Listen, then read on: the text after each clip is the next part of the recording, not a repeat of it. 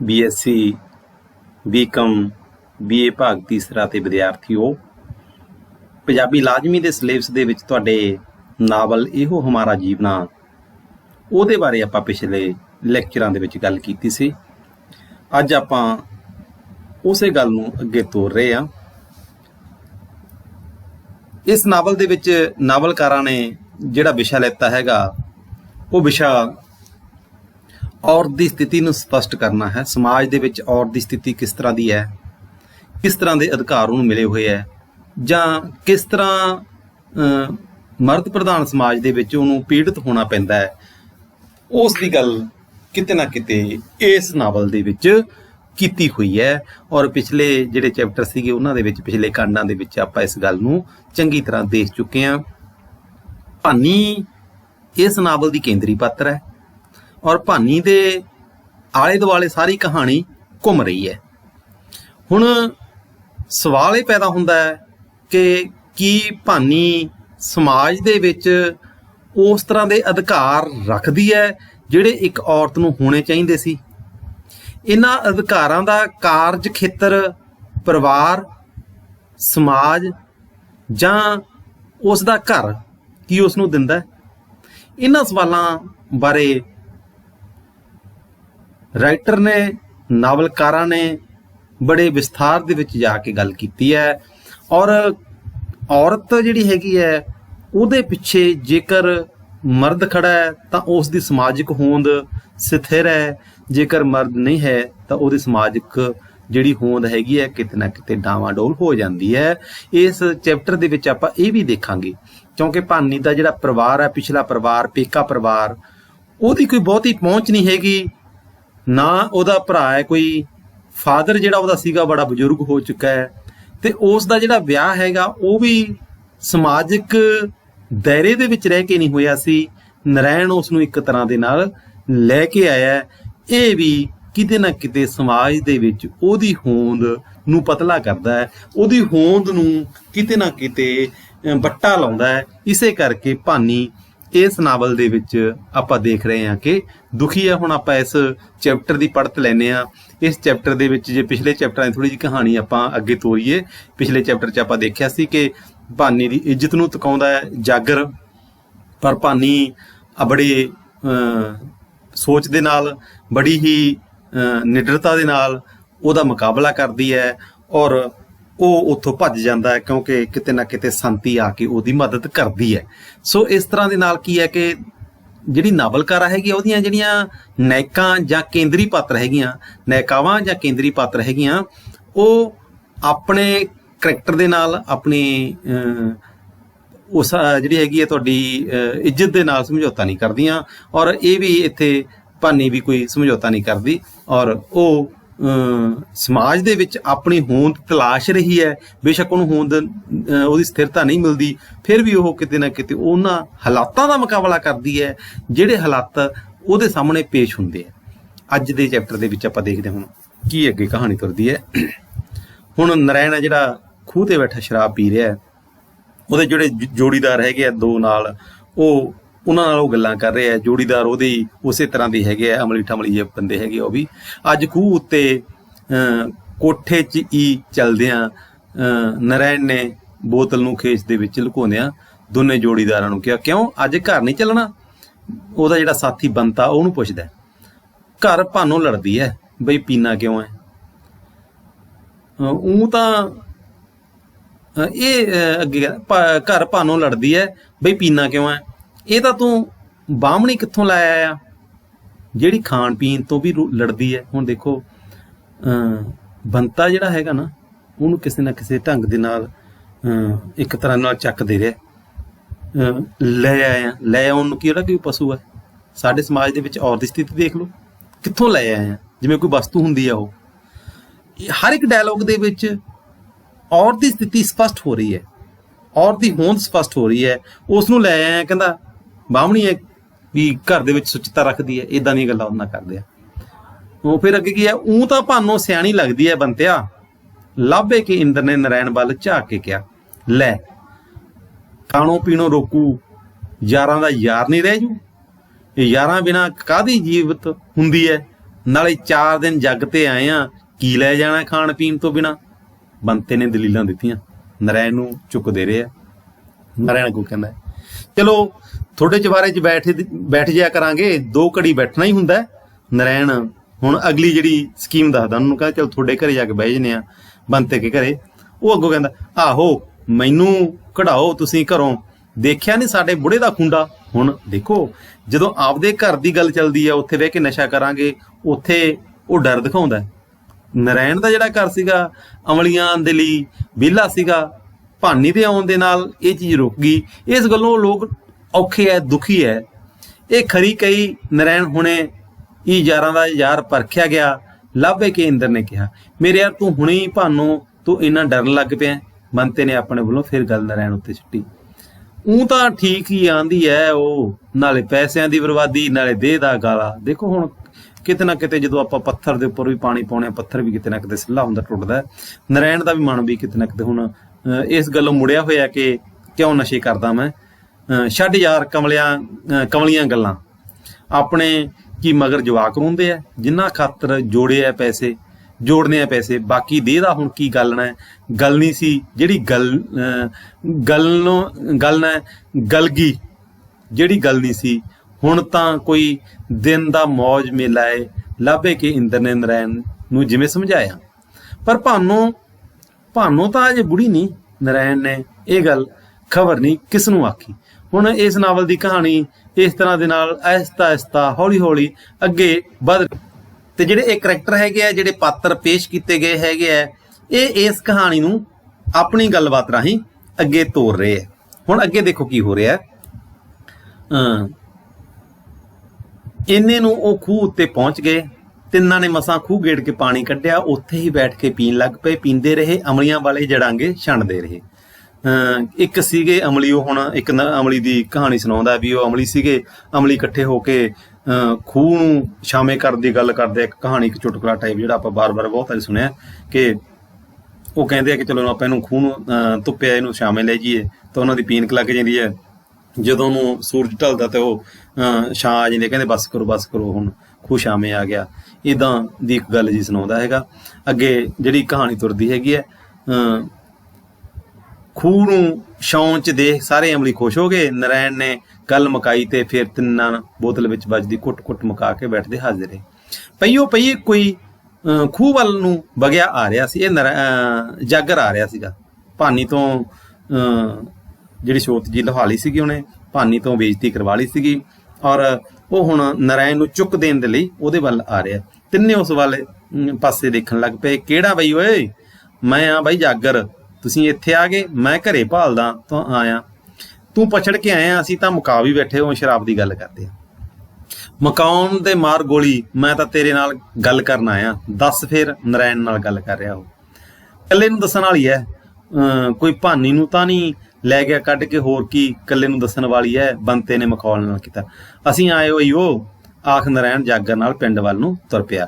ਕੁਝ ਚਿਰ ਉਹ ਦੋਵੇਂ ਚੁੱਪ-ਚਾਪ ਤੁਰਦੇ ਰਹੇ। ਕੀ ਗੱਲ ਹੈ ਜਾਗਰਾ? ਨਰੈਣ ਉਹਨੂੰ ਜਾਗਰ ਨੂੰ ਪੁੱਛਦਾ। ਨਰੈਣ ਬਾਈ ਤੈਨੂੰ ਕੀ ਦੱਸਾਂ, ਤੇਰੀ ਇਹ ਬਹੂ ਨਹੀਂ ਕੰਮ ਦੀ। ਨਰੈਣ ਨੇ ਦੇ ਜਾਣੀ ਪੈਰਾਂ ਹੇਠੋਂ ਮਿੱਟੀ ਨਿਕਲ ਗਈ। ਕੀ ਗੱਲ ਹੋ ਗਈ? ਉਸਨੇ ਥਥਲਾ ਕੇ ਪੁੱਛਿਆ। ਗੱਲ ਕੀ ਹੋਣੀ ਸੀ? ਮੈਂ ਸੋਚਿਆ ਤੂੰ ਘਰ ਹੋਏਗਾ, ਬੈਠ ਕੇ ਪੀਆਂਗੇ 2 ਘੁੱਟ। ਅੱਜ ਹੀ ਲਿਆਇਆ ਸੀ, ਪਹਿਲੇ ਤੋੜਦੀ। ਹੁਣ ਦੇਖੋ ਝੂਠ ਬੋਲ ਰਿਹਾ ਉਹਦੇ ਕੋਲੇ, ਜਦ ਕਿ ਉਹਦੀ ਮਨਸ਼ਾ ਕੁਛ ਹੋਰ ਸੀਗੀ, ਉਹ ਸੋਚ ਕੁਛ ਹੋ ਰਿਹਾ ਸੀ। ਜਾਗਰਾ ਭਾਨੋਂ ਲੜਦੀ ਸੀ ਬਈ ਲੋਕਾਂ ਨੂੰ ਘਰ ਲੈ ਆਉਣਾ। ਮੈਂ ਕਿਹਾ ਅੱਜ ਖੂਹ ਤੇ ਹੀ ਚੱਲਦੇ ਆਂ। ਤੈਨੂੰ ਕੀ ਦੱਸਾਂ ਬਾਈ ਸਿਆਂ, ਤੂੰ ਤਾਂ ਘਰ ਹੈ ਹੀ ਨਹੀਂ ਸੀ। ਆਖੇ ਜਾਗਰਾ ਰੋਟੀ ਖਾ ਕੇ ਜਾਈ। ਮੈਂ ਕਿਹਾ ਭਾਬੀ ਬਾਈ ਨੂੰ ਆਏ ਤੋਂ ਖਾਊਂਗਾ। ਊਂ ਜਾਗਰਾ ਭਾਨੋਂ ਸੁਭਾਅ ਦੀ ਚੰਗੀ ਹੈ। ਹੁਣ ਦੇਖੋ ਬਾਰ-ਬਾਰ ਉਹਦਾ ਮਨ ਕਰਦਾ ਕਿ ਭਾਨੋਂ ਠੀਕ ਹੈ, ਭਾਨੋਂ ਦੇ ਸੁਭਾਅ ਨੂੰ ਜਾਣਦਾ ਹੈ। ਕਾਹਦੀ ਚੰਗੀ ਹੈ? ਤੂੰ ਤਾਂ ਭੋਲਾ ਹੈ। ਮੈਂ ਦੱਸਣਾ ਤਾਂ ਨਹੀਂ ਸੀ ਚਾਹੁੰਦਾ ਬਈ, ਪਰ ਫਿਰ ਸੋਚਿਆ ਉਹ ਫੱਫੇ ਕੁੱਟਣੀ ਤੈਨੂੰ ਖਬਰੇ ਕੀ ਕਹੇ, ਕਿਤੇ ਸਾਡੇ ਭਾਈਆਂ 'ਚ ਨਾ ਫਰਕ ਪਾ ਦੇ। ਇਹਨਾਂ ਤੀਵੀਆਂ ਦਾ ਕੁਛ ਨਹੀਂ ਪਤਾ ਹੁੰਦਾ। ਜਾਗਰ ਕਾਲੇ ਪਿੰਡ ਨੂੰ ਤੁਰੇ ਆ ਰਹੇ ਨਰੈਣ ਨੂੰ ਕਹਿੰਦਾ। ਹੁਣ ਦੇਖੋ ਉਹਨੂੰ ਚੁੱਕ ਦੇਤੀ, ਉਹਨੂੰ ਇੱਕ ਤਰ੍ਹਾਂ ਨਾਲ ਉਂਗਲ ਲਾਤੀ, ਝੂਠੀਆਂ ਗੱਲਾਂ ਉਹਦੇ ਮਨ ਦੇ ਵਿੱਚ ਭਰਤੀਆਂ, ਤੇ ਉਹ ਜਾ ਕੇ ਭਾਨੋ ਦੇ ਨਾਲ ਅੱਗੇ ਕਿਸ ਤਰ੍ਹਾਂ ਦਾ ਬਿਹੇਵ ਕਰੂਗਾ, ਕਿਸ ਤਰ੍ਹਾਂ ਦਾ ਵਿਵਹਾਰ ਕਰੂਗਾ, ਉਹ ਅੱਗੇ ਨਾਵਲਕਾਰਾਂ ਦੱਸੂਗੀ। ਪਰ ਨਰੈਣ ਨੂੰ ਜਿਵੇਂ ਕੁਛ ਨਹੀਂ ਸੀ ਸੁਣ ਰਿਹਾ, ਉਹਦੇ ਮਨ 'ਚ ਉਹ ਗੱਲ ਭਰ ਗਈ। ਤੇਰੇ ਕੋਲ ਘੁੱਟ ਹੈ? ਉਹਨੇ ਜਾਗਰ ਨੂੰ ਪੁੱਛਿਆ। ਜਾਗਰ ਨੇ ਪਊਆ ਡੱਬੇ ਵਿੱਚੋਂ ਕੱਢ ਕੇ ਨਰੈਣ ਨੂੰ ਫੜਾ ਦਿੱਤਾ। ਆਥਣ ਦੀ ਭਾਬੀ ਦੀ ਗੱਲ ਨੇ ਜਣੀ ਸਾਰਾ ਹੀ ਨਸ਼ਾ ਜਿਹਾ ਲਾਤਾ, ਹੋਰ ਲਿਆਇਆ ਸੀ ਕਿਤੋਂ। ਨਰੈਣ ਇੱਕੋ ਸਾਹ ਸਾਰਾ ਪਊਆ ਪੀ ਗਿਆ ਤੇ ਖਾਲੀ ਪਊਆ ਭਗਾ ਮਾਰਿਆ। ਕਿਸੇ ਕੋਲ ਗੱਲ ਨਾ ਕਰੀ ਬਾਈ, ਤੇਰੀ ਵੀ ਬਦਨਾਮੀ ਹੋਊ। ਹੁਣ ਜਾਗਰ ਨੂੰ ਇਹ ਵੀ ਡਰ ਹੈ ਕਿ ਜੇ ਕਿਸੇ ਕੋਲ ਗੱਲ ਹੋਊਗੀ ਤਾਂ ਗੱਲ ਬਾਹਰ ਨਿਕਲੂਗੀ, ਤੇ ਉਹਨੇ ਆਪਣੇ ਘਰ ਵੱਲ ਮੁੜਦਿਆਂ ਨਰੈਣ ਨੂੰ ਸਮਝਾਇਆ। ਭਰਿਆ ਪੀਤਾ ਨਰੈਣ ਘਰ ਜਾ ਵੜਿਆ। ਵੜਦੇ ਹੀ ਅੰਦਰੋਂ ਕੁੰਡਾ ਅੜਾ ਲਿਆ। ਭਾਨੋ ਦੁੱਧ ਤੱਤਾ ਕਰ ਰਹੀ ਸੀ। ਨਰੈਣ ਨੇ ਭੜੋਲੀ ਕੋਲ ਆਰ ਵਾਲੀ ਪੁਰਾਣੀ ਚੁੱਕ ਲਈ। ਬਲਦਾਂ ਨੂੰ ਹੁੱਕਣ ਵਾਲਾ ਇੱਕ ਡੰਡਾ ਉਹਦੇ ਮੂਹਰਲੇ ਪਾਸੇ ਅੱਗੇ ਚਮੜੇ ਦੀ ਇੱਕ ਛਾਂਟਾ ਲੱਗਿਆ ਹੁੰਦਾ ਸੀ। ਹੀਲ ਨਾ ਕੀਤੀ, ਹੁਜਤ ਨਾ ਕੀਤੀ, ਧੇ ਭਾਨੋ ਨੂੰ ਕੁੱਟਣ ਲੱਗ ਪਿਆ। ਭਾਨੋ ਡਿਡਰੀ ਹੋਈ, ਹੱਥਾਂ ਉੱਤੇ ਬਾਹਾਂ ਉੱਤੇ, ਡਿਡਰੀ ਹੁੰਦਾ ਡਰੀ ਹੋਈ, ਬਾਹਾਂ ਉੱਤੇ ਸੱਟ ਬੋਚਦੀ ਰਹੀ। ਸੁੱਕੇ ਸੜੇ ਨਰੈਣ ਅਮਲੀ ਵਿੱਚ ਅੱਜ ਇੰਨਾ ਜ਼ੋਰ ਖਬਰੇ ਕਿੱਥੋਂ ਆ ਗਿਆ ਸੀ। ਪੁਰਾਣੀ ਦੀਆਂ ਸੱਟਾਂ ਨੇ ਭਾਨੋ ਤੇ ਦੇ ਲਾਸਾਂ ਪਾ ਦਿੱਤੀਆਂ। ਪੁਰਾਣੀ ਉਹੀ ਡੰਡਾ ਜਿਹੜਾ ਪਸ਼ੂ ਨੂੰ ਹੱਕਣ ਦੇ ਲਈ, ਬਲਦਾਂ ਨੂੰ ਹੱਕਣ ਦੇ ਲਈ ਵਰਤਿਆ ਜਾਂਦਾ ਸੀ, ਉਹਨੂੰ ਪੁਰਾਣੀ ਕਿਹਾ ਜਾਂਦਾ ਸੀ। ਨਰੈਣ ਕੁੱਟੀ ਵੀ ਜਾ ਰਿਹਾ ਸੀ, ਗੰਦੀਆਂ ਗੰਦੀਆਂ ਗਾਲਾਂ ਵੀ ਕੱਢੀ ਜਾ ਰਿਹਾ ਸੀ। ਜਦੋਂ ਨਾ ਹੀ ਹਟਿਆ ਤਾਂ ਭਾਨੋ ਨੇ ਪੁਰਾਣੀ ਫੜ ਲਈ ਤੇ ਇੱਕੋ ਝਟਕੇ ਨਾਲ ਖੋਹ ਲਈ। ਨਰੈਣ ਡਿੱਗਦਾ ਡਿੱਗਦਾ ਮਸਾਂ ਬਚਿਆ। ਉਹ ਆਲੇ ਦੁਆਲੇ ਕੋਈ ਡੰਡਾ ਸੋਟੀ ਲੱਭਣ ਲੱਗ ਪਿਆ। ਹੁਣ ਦੇਖੋ ਨਰੈਣ ਕੋਈ ਇੰਨਾ ਤਕੜਾ ਤਾਂ ਹੈ ਨਹੀਂ ਸੀਗਾ। ਭਾਨੋ ਜੇ ਚਾਹੁੰਦੀ ਤਾਂ ਉਹਨੂੰ ਬੇਸ਼ੱਕ ਕਿਸੇ ਤਰ੍ਹਾਂ ਮਰਜ਼ੀ ਕੁੱਟ ਸਕਦੀ ਸੀ, ਪਰ ਕਿਉਂਕਿ ਇੱਕ ਮਰਜ਼ਾਦਾ ਸੀ ਔਰਤ ਦੀ, ਔਰ ਮਰਜ਼ਾਦਾ ਦੀ ਉਲੰਘਣਾ ਉਹਨੇ ਨਹੀਂ ਕੀਤੀ। ਉਹਨੇ ਉਹ ਕੁੱਟ ਖਾਣ ਬਿਹਤਰ ਸਮਝਿਆ। ਭਾਨੋ ਨੇ ਭੱਜ ਕੇ ਅੰਦਰਲਾ ਕੁੰਡਾ ਖੋਲ ਦਿੱਤਾ। ਬਾਹਰਲਾ ਹਨੇਰਾ ਉਸਨੂੰ ਹੋਰ ਵੀ ਡਰਾਉਣ ਲੱਗਿਆ। ਘਰ ਦੇ ਵਿੱਚ ਜਿਹੜਾ ਮਰਦ ਹੈਗਾ ਉਹਦਾ ਉਹ ਨਹੀਂ ਕੰਮ ਦਾ ਹੈਗਾ, ਤੇ ਬਾਹਰ ਦਾ ਜਿਹੜਾ ਹਨੇਰਾ, ਬਾਹਰਲੇ ਜਿਹੜੇ ਲੋਕ ਤੇ ਬਾਹਰਲਾ ਹਨੇਰਾ, ਇੱਕ ਤਰ੍ਹਾਂ ਦਾ ਪ੍ਰਤੀਕ ਹੈ ਕਿ ਚਾਰੇ ਪਾਸਿਆਂ ਤੋਂ ਭਾਨੋ ਦੀ ਜਿਹੜੀ ਇੱਜ਼ਤ ਨੂੰ ਕਿਤੇ ਨਾ ਕਿਤੇ ਡਰ ਹੈਗਾ। ਘਰੋਂ ਤਾਂ ਉਹਨੂੰ ਕੁੱਟ ਪੈਂਦੀ ਹੈ, ਬਾਹਰੋਂ ਉਹਦੀ ਇੱਜ਼ਤ ਵੱਲ ਤੱਕਿਆ ਜਾ ਰਿਹਾ। ਉਹ ਜਾਂਦੀ ਜਾਂਦੀ ਖੜੋ ਗਈ। ਮਖਾਂ ਵਗ ਜਾ ਉਸੇ ਕੋਲ। ਨਰੈਣ ਨੇ ਪੁਰਾਣੀ ਖੋਹ ਕੇ 2-3 ਹੋਰ ਮਾਰ ਕੇ ਕਿਹਾ, ਵੇ ਨਰੈਣ ਤੂੰ ਹੈ? ਬਚਨੀ ਨੇ ਭੱਜ ਕੇ ਮੂਹਰੇ ਹੋ ਕੇ ਹੋਰ ਮਾਰਨ ਨੂੰ ਰੋਕ ਦਿੱਤਾ। ਹੁਣ ਬਚਨੀ ਆ ਗਈ। ਬਚਨੀ ਤਾਂ ਆਪ ਉਹਦੇ ਖਿਲਾਫ ਹੀ ਹੈਗੀ, ਭਾਨੋ ਦੇ, ਉਹਦੇ ਖਿਲਾਫ ਹੀ ਗੱਲਾਂ ਕਰਦੀ ਰਹਿੰਦੀ ਹੈ। ਤਾਂ ਤੂੰ ਉਦੋਂ ਤਾਂ ਭਾਨੋ ਨੂੰ ਹੀ ਕੁੱਟਣ ਲੱਗਿਆ ਪਿਆ। ਮੈਂ ਵੀ ਕਹਾਂ ਆਵਾਜ਼ ਜੀ ਕਿਹੋ ਜਿਹੀ ਆਉਂਦੀ ਹੈ। ਮਖਾ ਕਿਤੇ ਮੈਂ ਇਹਨੂੰ ਮਾਰਦਾ ਹੋਣਾ, ਨਹੀਂ ਮਿਲੀ ਹੋਣੀ। ਹੁਣ ਦੇਖੋ ਔਰਤ ਨੂੰ ਕੁੱਟਣਾ ਤੇ ਪਸ਼ੂ ਨੂੰ ਕੁੱਟਣਾ ਇੱਕ ਬਰਾਬਰ ਹੈ, ਔਰ ਪਸ਼ੂ ਦੇ ਨਾਲ ਉਹਦੀ ਕੰਪੈਰੀਜ਼ਨ ਕੀਤਾ ਹੈਗਾ ਰਾਈਟਰ ਨੇ। ਪ੍ਰਤੀਕਾਂ ਦੇ ਥਰੂ ਸਾਰਾ ਕੁਝ ਉਹ ਦੱਸ ਰਹੀ ਹੈ ਤੁਹਾਨੂੰ। ਛੱਡ ਦੇ ਬਚਨੀ, ਤੂੰ ਨਹੀਂ ਜਾਣਦੀ ਇਸ ਬਦਕਾਰ ਨੂੰ। ਨਰੈਣ ਝਈਆਂ ਲੈ ਪੈ ਰਿਹਾ ਸੀ, ਵੱਧ ਕੇ ਉਹਨੂੰ ਪੈ ਰਿਹਾ ਸੀ। ਛੋਟੇ ਦੇ ਬਾਪੂ ਆਈ, ਬਚਨੀ ਨੇ ਆਪਣੇ ਘਰ ਵਾਲੇ ਨੂੰ ਆਵਾਜ਼ ਮਾਰੀ। ਇਸ ਦੀ ਤਾਂ ਮੱਤ ਨੂੰ ਅੱਜ ਖਬਰ ਨਹੀਂ ਕੀ ਹੋ ਗਿਆ ਹੈ। ਦੇਖ ਕੀ ਚੰਡੀ ਚੜੀ ਹੋਈ ਹੈ ਵਿਚਾਰੀ, ਭੋਂ ਵਾਂਗੂ ਕੁੱਟਦੀ। ਭੋਂ ਹੁੰਦਾ ਵੀ ਜਿਵੇਂ ਜ਼ਮੀਨ ਦੇ ਉੱਪਰ ਕੁੱਟੀ ਜਾਣਾ, ਜ਼ਮੀਨ ਨੂੰ ਕੁੱਟਣਾ। ਇੱਦਾਂ ਕਹਿੰਦੇ ਵੀ ਚੰਡੀ ਹੈ, ਚੰਡੀ ਚੜੀ ਹੋਈ ਹੈ, ਇਹਨੂੰ ਗੁੱਸਾ ਚੜਿਆ ਹੋਇਆ। ਕੁੜੇ ਕੀ ਹੋ ਗਿਆ? ਸੰਤੀ ਵੀ ਰੌਲਾ ਸੁਣ ਕੇ ਬਾਹਰ ਆ ਜਾਂਦੀ ਹੈ, ਔਰ ਸੰਤੀ ਵੀ ਉਹਨਾਂ ਦੀ ਗੁਆਂਢਣੀ ਹੈ। ਦੇਖ ਤਾਂ ਕੋੜੀਆ ਹੋਇਆ, ਨਰੈਣ ਕੀ ਕਰਨ ਲੱਗਿਆ? ਬਈ ਤੂੰ ਕੋਈ ਨਿਆਣਾ? ਮੂੰਹ ਤੇ ਤੇਰੇ ਧੌਲੀ ਦਾੜੀ ਹੈ, ਚਿੱਟੀ ਦਾੜੀ ਆਈ ਹੋਈ ਹੈ। ਬਚਨੀ ਨੇ ਦੇਹਲੀ ਉੱਤੇ ਗੁੱਛਾ ਮੁੱਛਾ ਹੋਈ ਭਾਨੋ ਵੱਲ ਇਸ਼ਾਰਾ ਕਰਕੇ ਕਿਹਾ, ਮੇਰਾ ਤਾਂ ਅੱਗੇ ਹੀ ਮੱਥਾ ਠਣਕਿਆ ਸੀ ਬਈ ਅੱਜ ਜਿਹੜਾ ਕਾਲੀ ਕਾਲੀ ਪੈਰ ਚੁੱਕੀ ਵਗਿਆ ਜਾਂਦਾ ਹੈ, ਸੁੱਖ ਨਹੀਂ। ਸੰਤੀ ਨੇ ਭਾਨੋ ਨੂੰ ਬੁਲਾਉਂਦਿਆਂ ਕਿਹਾ, ਤੂੰ ਸਦਾਈ ਹੋ ਗਿਆ ਨਰੈਣ? ਭਗਤੂ ਉਸ ਤੋਂ ਪੁਰਾਣੀ ਖੋਹ ਕੇ ਬੋਲਿਆ, ਤੈਨੂੰ ਕੀ ਪਤਾ ਬਾਈ ਇਹਦਾ? ਮੈਂ ਤਾਂ ਉਸ ਘੜੀ ਨੂੰ ਪਛਤਾਉਣਾ ਜਦੋਂ ਇਸ ਕਮਜ਼ਾਤ ਨੂੰ ਆਪਣੇ ਘਰ ਵਾੜ ਲਿਆ। ਨਰੈਣ ਨੇ ਜੁੱਤੀ ਲਾ ਕੇ ਪਰਾਂ ਸੁੱਟਦਿਆਂ ਕਿਹਾ, ਬੇ ਨਰੈਣ, ਤੀਵੀਂ ਤੇ ਧਰਤੀ ਦਾ ਕੀ ਮਾਰਨਾ ਹੋਇਆ? ਆਹ ਦੇਖੋ ਵਿਦਿਆਰਥੀਓ, ਤੀਵੀਂ ਔਰਤ ਦਾ ਅਤੇ ਧਰਤੀ ਦਾ ਕੀ ਮਾਰਨਾ ਹੋਇਆ, ਜਿਹਨੇ ਅੱਗੋਂ ਹੱਥ ਹੀ ਨਹੀਂ ਚੁੱਕਣਾ ਹੋਇਆ। ਇਹ ਔਰਤ ਦੀ ਸਥਿਤੀ ਸੀਗੀ 1967 ਦੇ ਵਿੱਚ ਪੰਜਾਬ ਦੇ ਵਿੱਚ ਆਮ ਘਰਾਂ ਦੇ ਵਿੱਚ। ਅੱਜ ਵੀ ਜਿਹੜੇ ਅਨਪੜ੍ਹ ਪਰਿਵਾਰ ਆ ਕਿਤੇ ਨਾ ਕਿਤੇ ਇਸ ਤਰ੍ਹਾਂ ਦੀ ਸਮੱਸਿਆ ਉਹਨਾਂ ਨੂੰ ਦੇਖਣ ਨੂੰ ਮਿਲਦੀ ਹੈ ਪਰਿਵਾਰਾਂ ਦੇ ਵਿੱਚ, ਔਰ ਉਸੇ ਤਰ੍ਹਾਂ ਨਾਲ ਉਹਨਾਂ ਨੂੰ ਕੁੱਟਿਆ ਜਾਂਦਾ। ਭਗਤੂ ਨੇ ਸਮਝਾ ਬੁਝਾ ਕੇ ਨਰੈਣ ਨੂੰ ਠੰਡਾ ਕੀਤਾ। ਸੰਤੀ ਨੇ ਭਾਨੋ ਬਰਾਈ। ਲੋਕਾਂ ਦੇ ਚਲੇ ਜਾਣ ਮਗਰੋਂ ਨਰੈਣ ਨੇ ਆਪ ਹੀ ਰੋਟੀ ਪਾਈ ਤੇ ਵੱਡੀਆਂ ਵੱਡੀਆਂ ਬੁਰਕੀਆਂ ਤੋੜ ਕੇ ਖਾਣ ਲੱਗ ਪਿਆ। ਭਾਨੋ ਚੁੱਲ੍ਹੇ ਮੂਹਰੇ ਬੈਠੀ ਲੋਗੜ ਤੱਤਾ ਕਰ ਕਰਕੇ ਆਪਣੀਆਂ ਸੱਟਾਂ ਨੂੰ ਸੇਕ ਦਿੰਦੀ ਰਹੀ, ਨਾਲੇ ਰੋਂਦੀ ਰਹੀ। ਰੋਟੀ ਦਾ ਫਾਹਾ ਜਿਹਾ ਵੱਢ ਕੇ ਨਰੈਣ ਆਪਣੇ ਮੰਜੇ ਉੱਤੇ ਜਾ ਪਿਆ। ਕਿੰਨਾ ਹੀ ਚਿਰ ਉਹ ਛੱਤ ਦੀਆਂ ਕੜੀਆਂ ਵੱਲ ਝਾਕਦਾ ਰਿਹਾ, ਜਿਹੜੀਆਂ ਉਹਦੀ ਛੱਤ ਸੀਗੀ, ਛੱਤ ਕੜੀਆਂ ਵਾਲੀ ਛੱਤ। ਫਿਰ ਕੀ ਪਤਾ ਨਹੀਂ ਉਸਦੇ ਜੀ ਵਿੱਚ ਕੀ ਆਈ। ਉਹ ਉੱਠ ਕੇ ਬੈਠ ਗਿਆ, ਭਾਨੋ ਵੱਲ ਝਾਕਦਾ ਰਿਹਾ। ਫਿਰ ਉੱਠ ਕੇ ਉਸ ਕੋਲ ਚੁੱਲ੍ਹੇ ਮੂਹਰੇ ਜਾ ਬੈਠਾ। ਭਾਨੋ ਨੇ ਉਸ ਵੱਲ ਨਾ ਤੱਕਿਆ। ਫਿਰ ਆਪ ਹੀ ਭਾਨੋ ਦੇ ਹੱਥੋਂ ਹੱਥੋਂ ਫੜ ਆਪ ਲੋਗੜ ਤੱਤਾ ਕਰ ਦੇਣ ਲੱਗ ਪਿਆ। ਭਾਨੋ ਮੈਨੂੰ ਸਹੁਰਾ ਹਰਕ ਜਿਹਾ ਚੜ ਗਿਆ ਸੀ। ਉਹ ਮੂੰਹ ਫੱਟਿਆ, ਭਾਨੋ ਦੇ ਤ੍ਰਿਪ ਹੰਝੂ ਘਿਰ ਗਏ ਪਰ ਮੂੰਹੋਂ ਉਸਨੇ ਕੁਝ ਨਾ ਕਿਹਾ। ਤੂੰ ਮੰਜੇ ਤੇ ਪੈ ਜਾ, ਮੈਂ ਦੇਈ ਜਾਣਾ ਲੋਗੜ ਤੱਤਾ ਕਰ। ਭਾਨੋ ਕਸੀਚ ਜਿਹੀ ਵੱਟ ਕੇ ਉੱਠੀ ਤੇ ਖਿੰਡਦੇ ਹੱਡਾਂ ਪੈਰਾਂ ਨੂੰ ਸੰਭਾਲਦੀ ਹੋਈ ਮੰਜੇ ਉੱਤੇ ਜਾ ਪਈ। ਨਰੈਣ ਲੋਗੜ ਤੱਤਾ ਕਰ ਦਿੰਦਾ ਰਿਹਾ। ਇੱਕ ਦੋ ਵਾਰੀ ਉਸਦੇ ਨੇ ਭਾਨੋ ਦੇ ਸਿਰ ਉੱਤੇ ਹੱਥ ਵੀ ਫੇਰਿਆ। ਭਾਨੋ ਨੇ ਅੱਖਾਂ ਪੁੱਟ ਕੇ ਵੀ ਉਸ ਵੱਲ ਨਾ ਦੇਖਿਆ। ਭਾਨੋ ਗੁੱਸਾ ਨਹੀਂ ਕਰੀਦਾ, ਘਰਾਂ ਵਿੱਚ ਇਹੋ ਜਿਹੀਆਂ ਗੱਲਾਂ ਹੋ ਹੀ ਜਾਂਦੀਆਂ ਤੇ ਖਬਰੇ ਸਹੁਰਾ ਕੰਜਰ ਉਹੀ ਕਹਿੰਦਾ ਹੋਵੇ। ਹੁਣ ਉਹਦੀ ਗੱਲ ਜਾਗਰ ਦੇ ਇਸ਼ਾਰਾ ਹੈ ਵੀ ਹੋ ਸਕਦਾ ਮੈਨੂੰ ਐਵੇਂ ਗੱਲ ਕਹਿੰਦਾ, ਵੈਸੇ ਵੀ ਤਾਂ ਗੱਲ ਹੈ ਹੀ ਨਹੀਂ ਸੀ ਕੋਈ।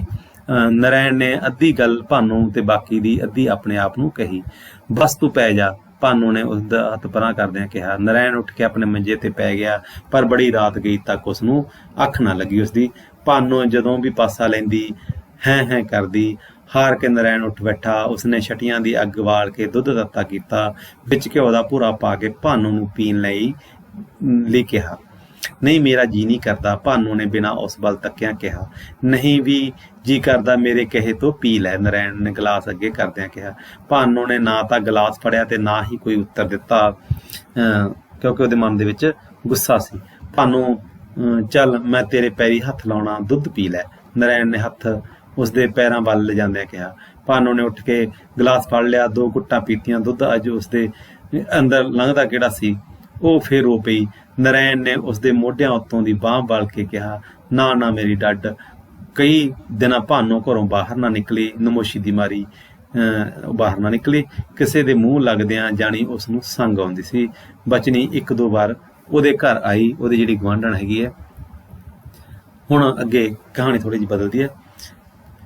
ਮੇਰੇ ਨਾਲ ਵੀ ਕੇਰਾਂ ਲੱਗਿਆ ਸੀ ਛੋਟੇ ਦਾ ਬਾਪੂ ਇਉਂ ਹੀ ਕਰਨ, ਬਚਨੀ ਕਹਿ ਰਹੀ ਹੈ। ਹੁਣ ਦੇਖੋ, ਹੁਣ ਇੱਥੇ ਨਾ ਇੱਕ ਬਹੁਤ ਵੱਡਾ ਸਹਾਰਾ ਵਿਦਿਆਰਥੀਓ, ਮਰਦ ਜਦੋਂ ਔਰਤ ਦੇ ਪਿੱਛੇ ਖੜਾ ਹੈ ਪੇਕਿਆਂ ਵੱਲੋਂ, ਉਹ ਭਰਾ ਦੇ ਰੂਪ ਦੇ ਵਿੱਚ ਹੈ, ਉਹ ਪਿਓ ਦੇ ਰੂਪ ਦੇ ਵਿੱਚ ਹੈ, ਜਾਂ ਉਹ ਕਿਸੇ ਹੋਰ ਰਿਸ਼ਤੇਦਾਰ ਦੇ ਰੂਪ ਦੇ ਵਿੱਚ ਹੈ। ਜੇ ਮਰਦ ਖੜਾ ਹੈ ਤਾਂ ਔਰਤ ਪੇਕੇ ਘਰ ਵੀ ਸਹੁਰੇ ਘਰ ਵੀ ਸੁਖੀ ਹੈ। ਆਹ ਦੇਖੋ, ਹੁਣ ਉਹੀ ਗੱਲ ਹੈ।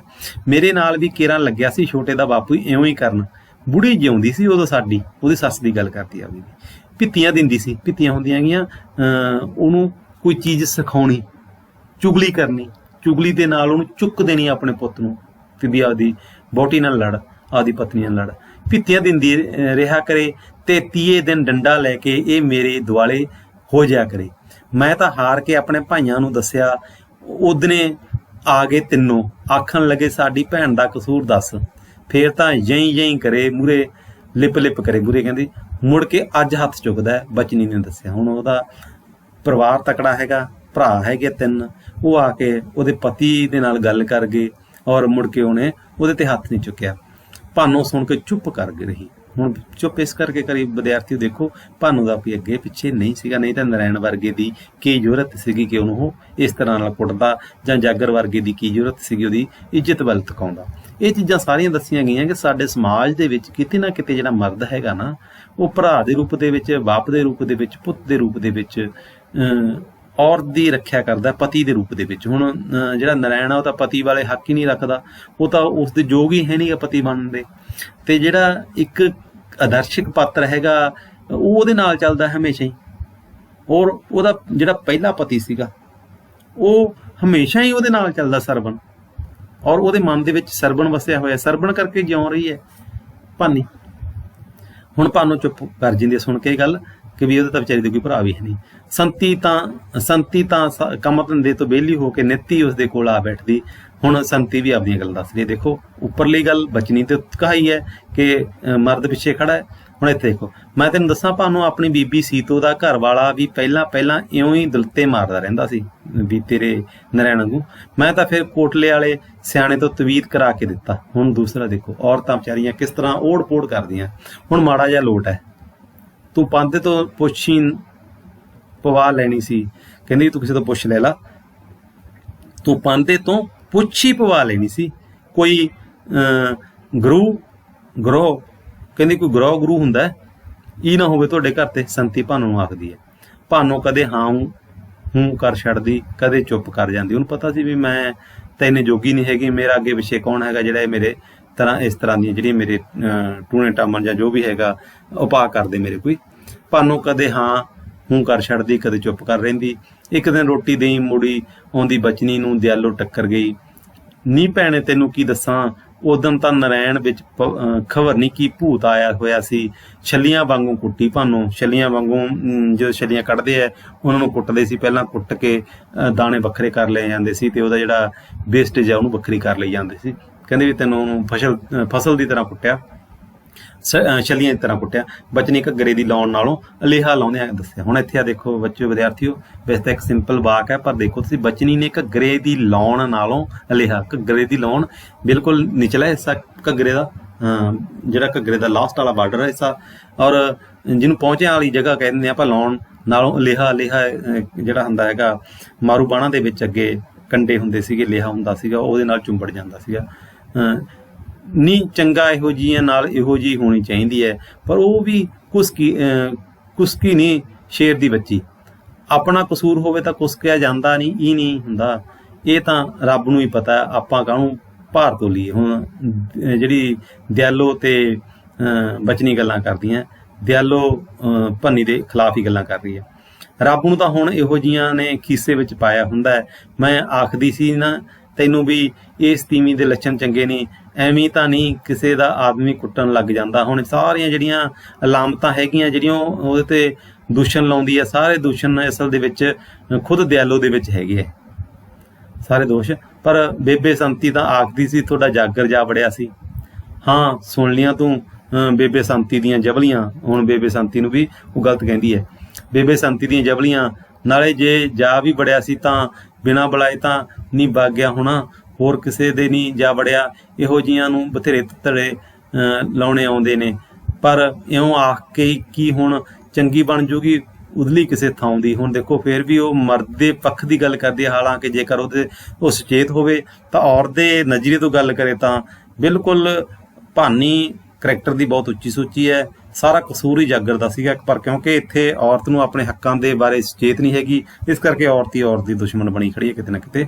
ਆਪਾਂ ਨੂੰ ਹੁਣ ਬਿਜਲੀ ਗੱਲ ਦਾ ਕੀ ਪਤਾ ਭੈਣੇ, ਮੈਨੂੰ ਤਾਂ ਦੋਹਾਂ ਭਾਈਆਂ ਦੀ ਸਹੁੰ ਬਚਣੀ, ਸਾਡਾ ਜਾਗਰ ਨਹੀਂ ਇਹੋ ਜਿਹਾ। ਦੇਖੋ ਹੁਣ ਬਿਲਕੁਲ ਝੂਠ ਬੋਲ ਰਹੀ ਹੈਗੀ ਹੈ, ਇਹ ਤੁਹਾਨੂੰ ਵੀ ਪਤਾ ਹੀ ਹੈ।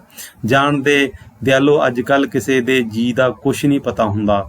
ਸਹੁੰ ਖਾਈਏ ਪੁੱਤ ਦੀ ਨਾ ਧੀ ਦੀ, ਸਹੁੰ ਖਾਈਏ ਆਪਣੇ ਜੀ ਦੀ। ਕਹਿੰਦੀ ਵੀ ਆਪਣੇ ਮਨ ਦੀ ਗੱਲ ਦਾ ਪਤਾ ਹੁੰਦਾ, ਇਸ ਕਰਕੇ ਮਨ ਦੀ ਗੱਲ ਦੀ ਸਹੁੰ ਖਾ ਸਕਦੇ ਹੋ, ਦੂਜਿਆਂ ਬਾਰੇ ਤੁਸੀਂ ਭਰੋਸਾ ਨਾ ਕਰੋ ਕੌਣ ਕੀ ਕਹਿ ਰਿਹਾ।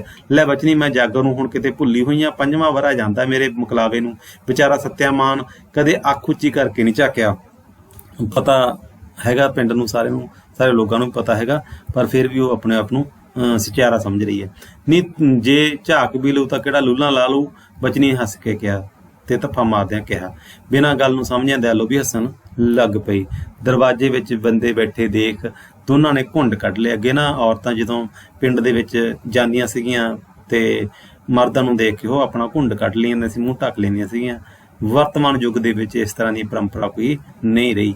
ਮੈਂ ਕਿਹਾ ਸੌਣ ਸਿਆਂ, ਹੁਣ ਜਿਹੜੇ ਬਜ਼ੁਰਗ ਬੰਦੇ ਗੱਲਾਂ ਕਰੀ ਜਾਂਦੇ ਆ, ਸੌਣ ਸਿਆਂ ਇਤਕੀ ਸਿਆਲ ਸੁੱਕਾ ਹੀ ਲੰਘ ਚੱਲਿਆ, ਮੀਂਹ ਨਹੀਂ ਪਿਆ।